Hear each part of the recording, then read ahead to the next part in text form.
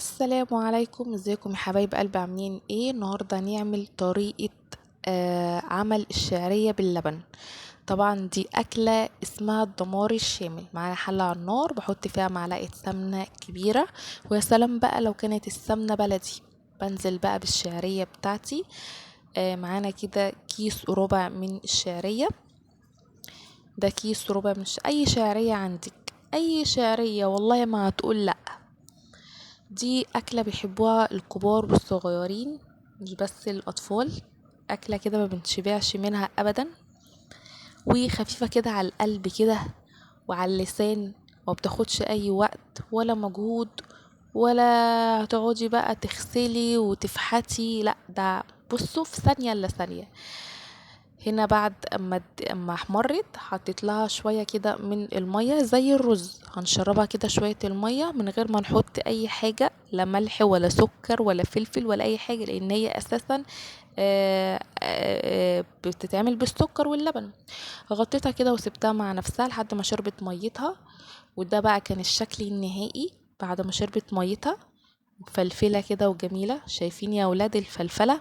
شايفين الواحدة بوحدتها كده، واللون حكاية. ومعانا كده كيلو من اللبن. معانا كده بقى ايه، بولات كده صغيرة، اللي هي البولات دي بتاعت الأطفال دي. غرفناها كده شوية كده ايه، حبة كده محترمين كده من الشعرية، حسب بقى ايه عدد الأفراد اللي عندك. احنا طبعا عاملين كمية، يعني كمية وحاجة كده وقدرها. وبغرف كل البولات اللي عندي. كان عدد الافراد اللي عندي 3، فعملت 3. هو الطبق باين لكم صغير، بس هو ما شاء الله يعني شايل كتير يعني. غرفناها كويس جدا. بصوا بقى، بصوا بقى اللون بتاع الشعرية تحفة.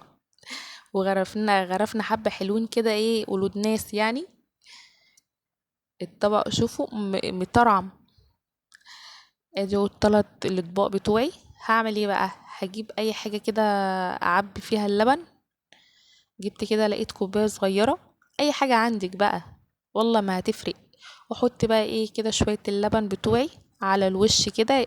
وحط بقى لبن كتير، لان هي اصلا الشعرية بتشرب اللبن، لبن او اسكان اللبن او مية. فبنحط كده حبة ايه حلوين يعني. بنغرق كده ايه اللبن كده يبقى باين فيها، عشان دي هي اصلا اسمها شعرية باللبن. لو حطينا حبة صغيرين هتلاقي ايه الدنيا كده مش متظبطة. لا، لازم كده اللبن كده يبان كده ويبقى ايه مطرعم كده على الوش. طب هنحط ايه بقى؟ في ناس بتحط ايه جوز وفوز وفستق وزبيب والحاجات دي. طبعا كل واحد وحسب بقى ايه ما يحب، وحسب رغبته او شهوته. فاحنا بقى ايه عندنا شوية كده سكر ناعم مطحونين كانوا عندنا، او طحنيهم كده في الكبة. نحط كده حبة كده حلوين. انا اكتفيت بس بالسكر يعني.